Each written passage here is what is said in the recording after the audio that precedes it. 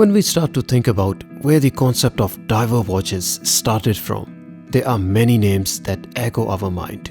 Panerai, Blancpain, Rolex, and the list goes on. While we do always credit Swiss watchmaking for their contributions in horology, the Japanese watchmaker Seiko were never willing to lose the ground. And it wasn't too late after Rolex Submariner was unveiled. We had Seiko beginning its diver line in 60s. This was the time when watches were made for the function, and diving and waterproof watches were the milestone of the time by the watch manufacturers.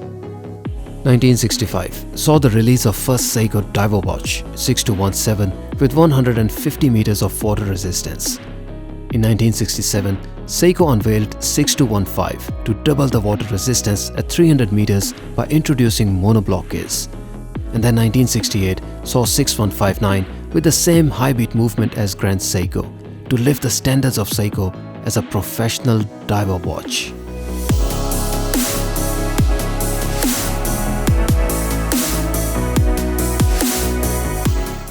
Please don't forget to support me if my videos contribute in your watch collecting life by any means.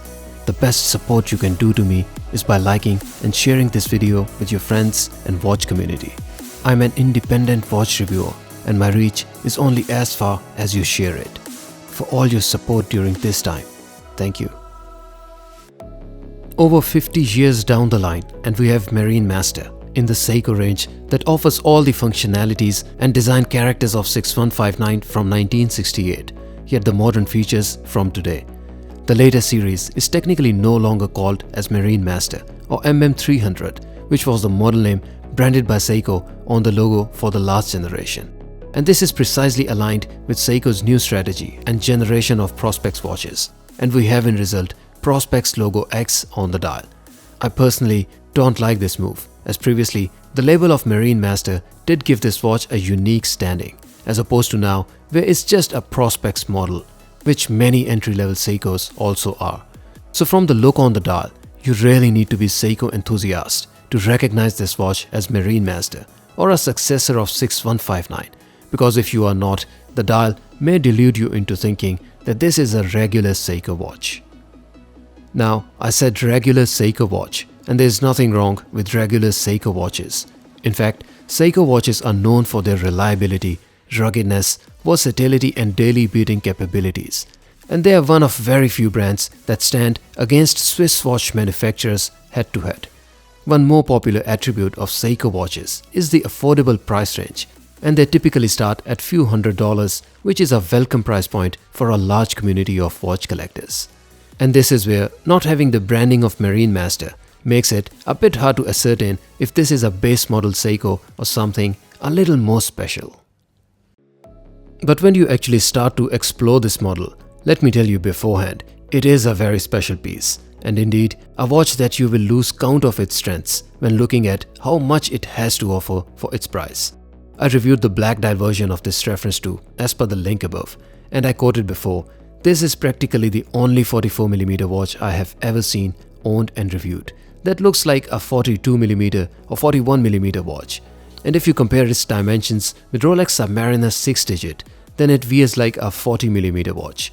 Now this is particularly because its lug-to-lug at 50mm is only 1mm taller than Sub, although it's 4mm larger watch. And then the dial size is the same at 26mm as the Sub. I compared Submariner at length with Green Dial Marinemaster too, as per the link above if you want to see more details. Blue is typically a favorite color of choice in the collector's world, and here in Marinemaster, the blue Seiko have introduced is not just very beautiful and interesting, it's also very unique. Being sunburst, it not just plays with the light, it rather changes the color. Most of the times it looks black when you are indoors or not under direct light source, but when you start to move your wrist or go into brighter ambience, it starts to change its shade from navy blue to light blue in a truly spectacular way. The watch comes with applied hour markers, and the way they pop out of the dial truly adds more character and gives the watch a unique identity. So much so, if you are a Seiko enthusiast, you can actually spot this watch from 10 meters away. All the hour markers are fully lumed, and we will look at lume shot shortly. The watch comes with monoblock case as per the original 6159, meaning there is no case back, and all the watch parts including movement and dial are inserted from the front, and then the crystal is inserted at the end. The best part with Marinemaster is that you get the touch of luxury from Grand Seiko in the form of Ceratsu polish on the case, and the way you get the reflections from the case is truly impressive. The watch comes with crown at 4 o'clock, and while for some it may be aesthetically less pleasing, it does help with crown not digging into the back of your wrist. The crown is screwed down to offer 300 meters of water resistance, and pulling it back one step allows you to set the date as required. Pulling crown back one more step stops the seconds hand and allows you to set the time.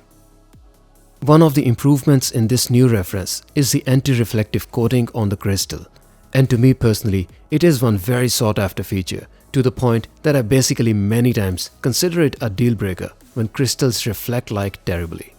The AR coating here is indeed very good, and you see minimal reflections, and this gives you the ability to enjoy and appreciate the dial to the maximum without being distracted by reflections from the crystal.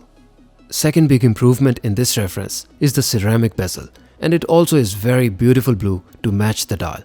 The face of the watch with matching blue bezel does add dramatic look and feel in your wrist experience.